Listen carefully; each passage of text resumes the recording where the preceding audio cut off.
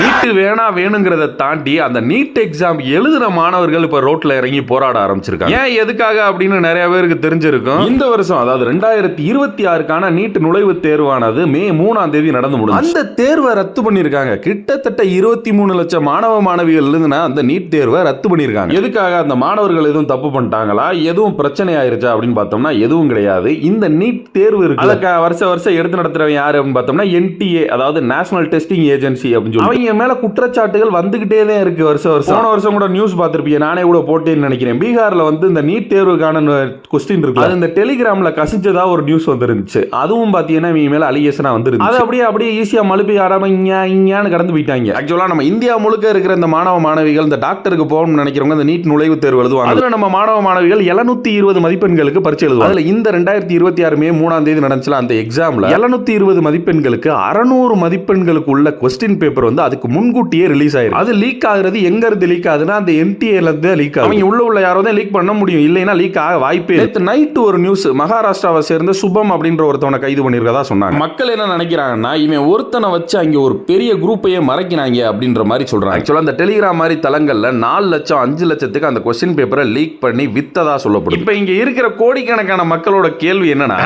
அங்க பரீட்சை எழுத வர பிள்ளைகளை எந்த அளவுக்கு செக்அப் பண்றீங்க? அதுல சின்ன ஒரு பட்டன் இருந்தாலும் பெண்களுக்கு வந்து அந்த பட்டன் இருந்தா அதை அங்கனக்குள்ளேயே கத்திரிக்கோல் வச்சு கட் பண்ணி விடுறாங்க, இல்லைன்னா ட்ரெஸ் மாத்திட்டு வர சொல்றாங்க. அந்த பிரஷர்லையும் பதட்டத்திலையும் பக்கத்துல இருக்க ஜவுளி கடையில போய் ட்ரெஸ்ஸை மாத்தி வாங்கி போட்டு வருது. அது போக ஏதாவது ஒரு தாலி கயிறு போட்டிருந்தாலும் அவுத்து கொடுத்துட்டு வாங்கன்றாங்க. பரீட்சை எழுத போற அந்த பிள்ளைகளுக்கே இவ்வளவு செக்அப் வச்சிருக்க இந்த அவங்க ரெடி பண்ண கொஸ்டின் பேப்பரை பாதுகாக்க தெரியல. அப்புறம் என்ன நீங்களா செக்அப் பண்ணி என்னத்தை கிழிக்க போறீங்க? இவ்வளவு பண்றவங்களுக்கு அந்த கொஸ்டின் பேப்பரை பாதுகாக்க தெரியாம இருந்திருக்கும்னு நினைக்கிறீங்களா? அதெல்லாம் இல்ல, அவங்களுக்கு தெரிஞ்சதே இது நடந்தது. இந்த நீட் எக்ஸாம் நடத்துற NTA-ல உள்ளவங்க பண்ண ஊழ வேலைக்கு பாதிக்கப்பட்டது யாருன்னா இந்த 23 லட்சம் மாணவ மாணவிகள். அதுக்கு அந்த ஒரு வருஷம் எக்ஸாம் போய் எழுதிட்டு வர்றது ஒரு சிங்கத்தோட கோய்க்குள்ள போயிட்டு வர மாதிரி. அப்படி தாண்டா வச்சிருக்கீங்க உங்களோட கட்டுப்பாடெல்லாம். அதுல 10% வச்சிருந்தா கூட அந்த கொஸ்டின் பேப்பர் லீக் ஆயிருக்காது. இவ்வளவு நாள் இந்த பிஜேபின்ற சங்கி கூட்டம் தமிழ்நாட்டுல மட்டும்தான் இந்த நீட்டுக்காண்டி அடி வாங்கிட்டு இருந்துச்சு. நாடு முழுக்க நாத்த கிளி கிழிக்கிறாங்க. என்ன பண்றாங்கன்னு பாப்போம்.